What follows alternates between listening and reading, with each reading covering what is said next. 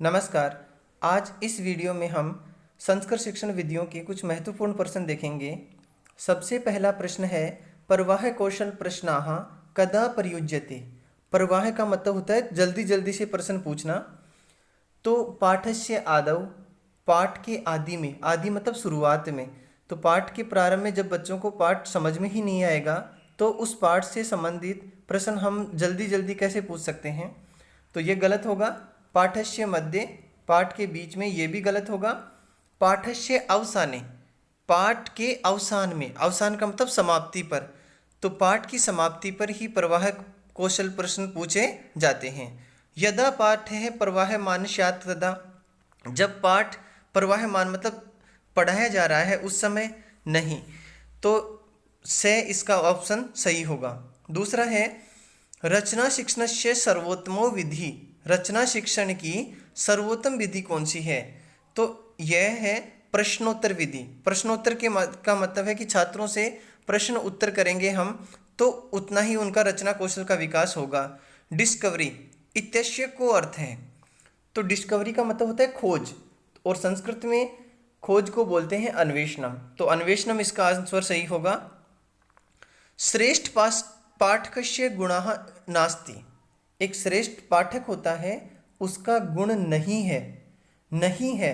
तो देखो माधुर्यम, माधुर्यम का मतलब जब वो पाठक है, पढ़ने वाला है, वो जब पाठ का पठन करे तब उसमें मधुरता होनी चाहिए, ये बिल्कुल सही है।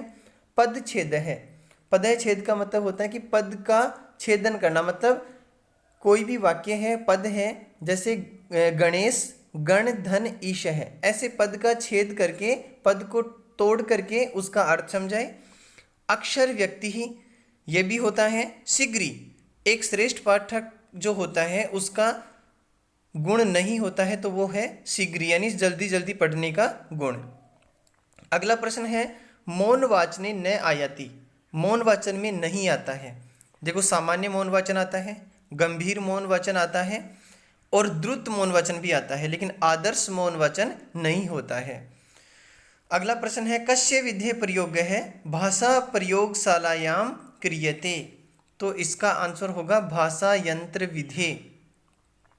अगला प्रश्न है छात्राणाम संवेद स्वरेण वदनस्य अभ्यास केन विधिना कार्यते, यानी छात्रों का संवेद स्वर से जो वदन है, बोलना है, उस वह अभ्यास किस विधि के द्वारा किया जाता है, तो वो किया जाता है सामूहिक पठन विधि के द्वारा।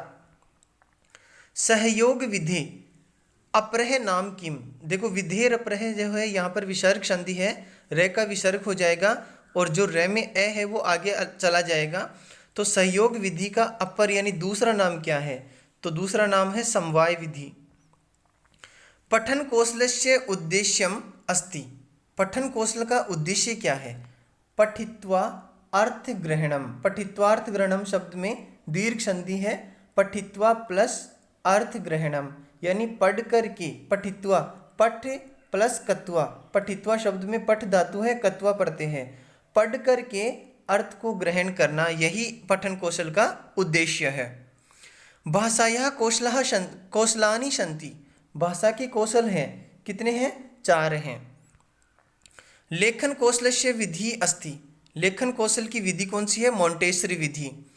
भाषा कौशलस्य क्रमशः चरणानि, अभी जो हमने प्रश्न देखा था कि भाषा कौशल कितने हैं, तो वो यहाँ पर है श्रवण, भाषणम, पठनम, लेखनम। तो ये अगला है बलाघात इति कदा प्रयुक्त हो, बलाघात कब प्रयुक्त होता है, मौखिक अभिव्यक्ति में ही प्रयुक्त होता है। धन्यवाद।